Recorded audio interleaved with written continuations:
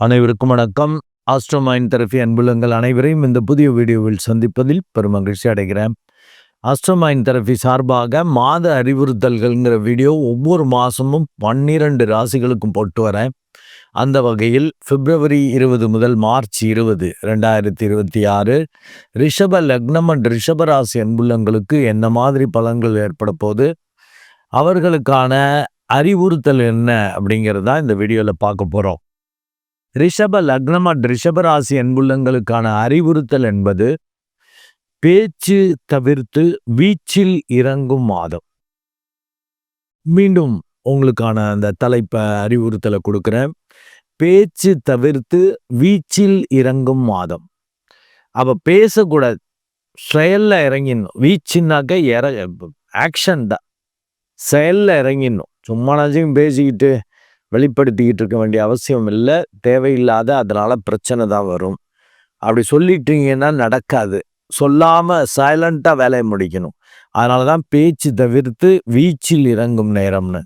ஏன் இதை மாதிரி உங்களுக்கு இந்த அறிவுறுத்தலை கொடுக்குறேன் அப்படின்னா, உங்க லக்னத்துக்கு 2ஆம் இடத்துல 8-11 கூடைய உங்க லக்னத்துக்கு லக்னாதிபதிக்கு ஆகாதவன் அந்த குரு பகவான் 2ஆம் இடத்துல இருக்க.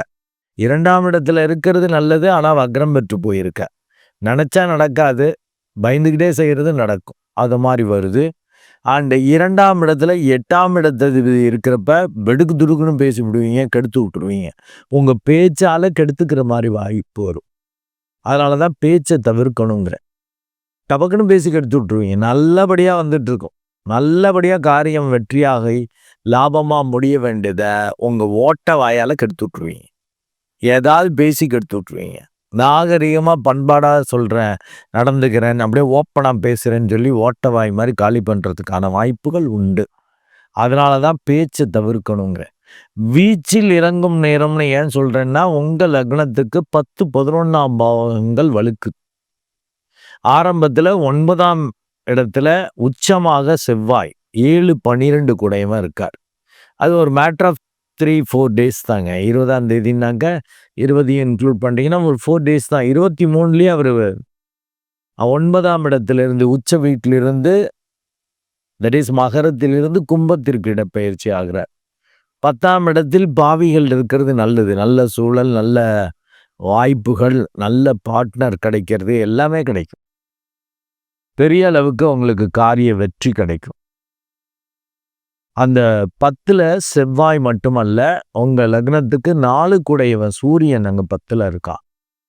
அப்ப உங்க வித்தை திறமை பளிச்சிடும். பெரிய மனிதர்கள் ஆதரவோட கலக்கல் விடுவீங்க. மேலும் ராகு இருக்கார் 10ஆம் இடத்துல. ராகு சனியை போன்று வேலை செய்பவர். கிட்டத்தட்ட 9-10 கூடையவன் ஆட்சி போலையே. ஆனால் 9-10 கூடையும் 11ல் இருக்கான். ரெண்டும் ஃபேவரபிள். சனியும் ராகும் போட்டி போட்டு கொண்டு புகழோடு மரியாதையோடு வெற்றியும் லாபத்தையும் கொடுப்பாங்க. அந்த மாதிரி ராகு சனி வேலை பார்க்குறார். நல்லா மெடிடேட் பண்ணிட்டீங்கன்னா தகுதிக்கு மீறிய வெற்றி, தகுதிக்கு மீறிய செல்வம் கிடைக்கும். என்னதான் நீங்கள் பெரிய திட்டமிட்டு அடித்து தூக்குனாலும் அது லிமிட்டட் சக்ஸஸ் தான். சக்ஸஸ் கிடைக்கும், வெரி லிமிட்டடாக இருக்கும். ஏன்னா பெரியவங்க சொல்லுவாங்கல்ல, கட்டுறது கைமண் அளவு, கல்லாதது உலகளவும்பாங்க. அதனால் நீங்கள் என்னதான் பெருசாக யோசிச்சு செஞ்சாலும் அது லிமிட்டட் தான். இவ்வளோ கிடைச்சா போதுன்னு. ஆனால் அதை விட அதிகமாக கிடைக்கும். நீங்கள் மெடிடேட் பண்ணிட்டீங்கன்னா தகுதிக்கு மீறியது கிடைக்கிறதுக்கான வாய்ப்புகள் உண்டு. அண்டு உங்கள் லக்னாதிபதி ராசி அதிபதியான சுக்கிரனும் 10ஆம் இடத்துல இருக்கிறது சிறப்பு. சும்மா இருக்கக்கூடாது, அதையும் இதையும் செய்ய வைக்கும். அவனே 6ஆம் இடத்ததிபதியாகவும் போகிறதால உடம்ப கொஞ்சம் கவனிச்சுக்கங்க. ரொம்ப ஓடி உழைக்கிறேன், பெரட்டுறேன், உருட்டுறேன்னு சொல்லிட்டு உடம்ப விட்டுறக்கூடாது. பெரியவங்கள்லாம் சொல்லுவாங்கல்ல, சுவர் இருந்தால்தான் சித்திரம் வரைய முடியும்னு. அதை மனசில் வச்சுக்கணும். அண்டு உங்கள் லக்னம் ராசிக்கு அப்படி ஒரு யோகத்தை கொடுக்கக்கூடிய மிகவும் சுபரான 2-5 கூடைய அந்த புதனும் 10ல் இருக்க. 5ஆம் இடத்ததிபதி 10ல் இருக்கிறப்ப, 2 கூடியவன் 10ல் இருக்கிறப்ப அதிர்ஷ்டமும் தன வருவாயும் போட்டி போட்டுட்டு வரும். பக்காவா இருக்கும். ஆனால் அந்த புதன் ஒரு 2-5 கூடையவனா வர்றது சிறப்பு தான். அது 5ஆம் இடத்துக்கு 10ல இருக்கிறப்போ நினைத்ததை முடிப்போம்னே சொல்லணும். பட் அதுக்கு 4ல ஒரு கோள் இல்லைங்கிறதால, அப்படியே கிடைக்கிற மாரி வந்து கெடுத்துடுற மாரி.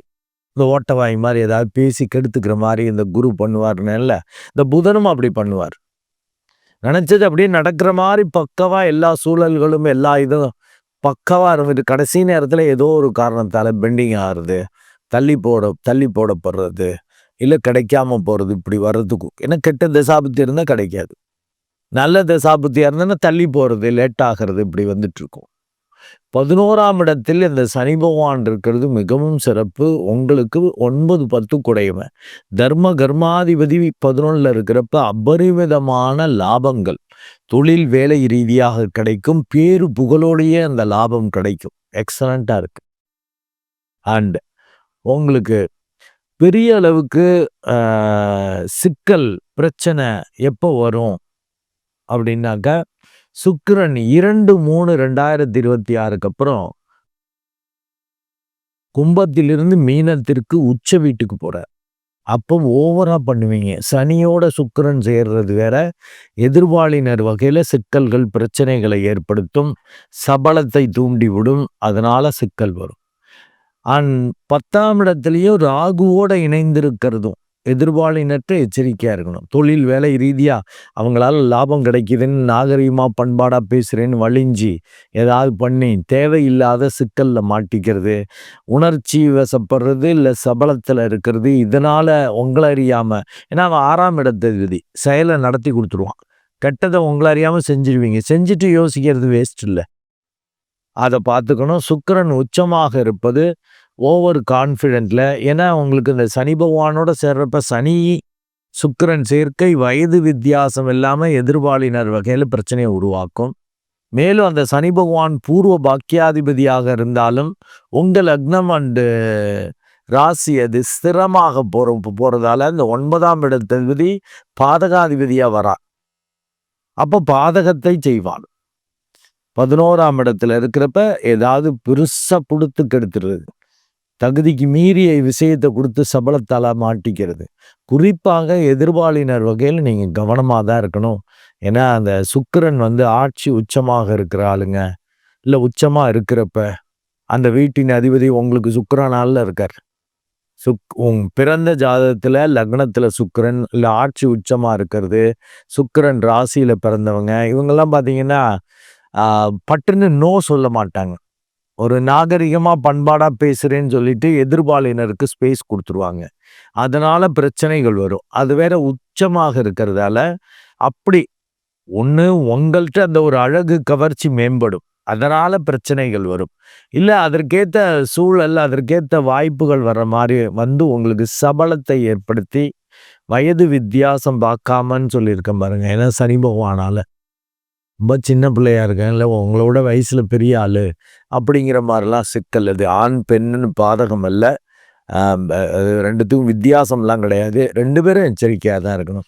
சுக்கிரன்கிறது கலத்திரக்காரகன். கலத்திரகன்னா அது ஆப்போசிட் செக்ஸை ரெப்ரசன்ட் பண்ணும்.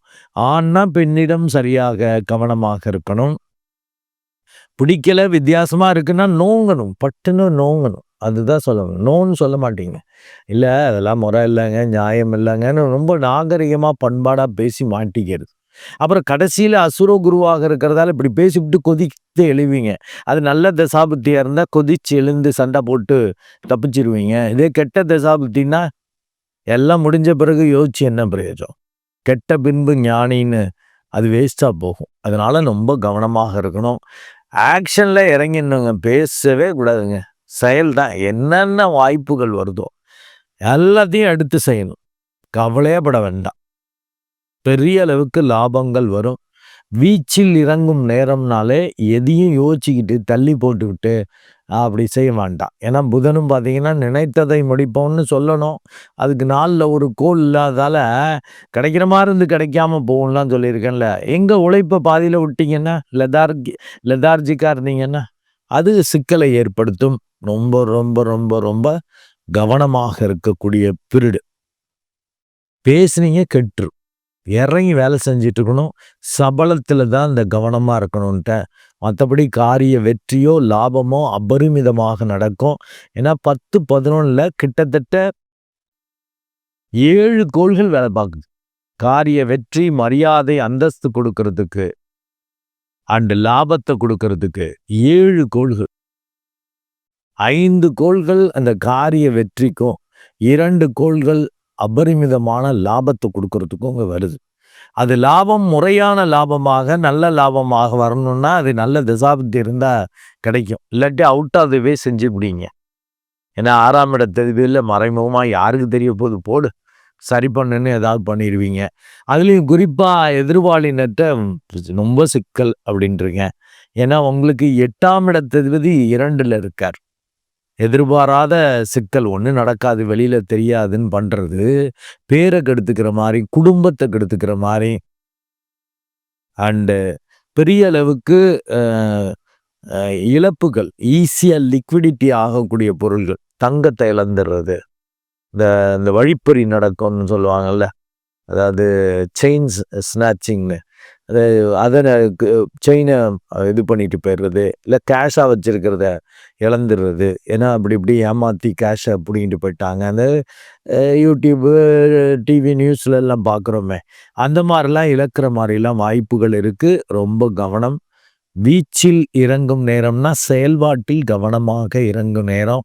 சும்மா இருக்கக்கூடாது, பேசவே கூடாது. பேசினாதான் வம்பு, பேசினாதான் ஓட்டவாய் மாதிரி நாகரிகமாக பண்பாடாக பேசிட்டு தேவையில்லாத சிக்கலை ஏற்படுத்திக்கிற மாதிரி ஆகும். கவனம் தேவை. பெரிய அளவுக்கு வெற்றி லாபம் கிடைக்கும்ட்ட, அதை பற்றி கவலையே கிடையாது. இருந்தாலும் அந்த நாளில் உள்ள கேது 4-10 வித்தை திறமை அதை அப்ளை பண்ணுறது. அப்போ கேதுனாலே ஞானக்காரகன். மெடிடேட் பண்ணிட்டீங்கன்னா அழுங்காமல் புழுங்காமல் சக்ஸஸ் பண்ணுவீங்க. பேசவே மாட்டீங்க. ஏன்னா நான்கிற தன்மை இருந்தால் தானே ஈகோவை பேச முடியும். எல்லாம் அவன் அருள், அவன் தான் கொடுக்குறான், அவன் தான் சூழலை கொடுக்குறான், அவன் தான் நடத்தி கொடுக்குறான், அவன் போட்ட பிச்சை அப்படிங்கிற மாதிரி வரும். நன்றி அன்புள்ளங்களே. மீண்டும் ஒரு நல்ல வீடியோவில் உங்களை சந்திக்கிறேன். அதுவரை உங்களிடமிருந்து வணக்கம் கூறி விடைபெறுவது உங்கள் அன்பு டாக்டர் குழந்தை ஆர் கணேசன். நன்றி, வணக்கம்.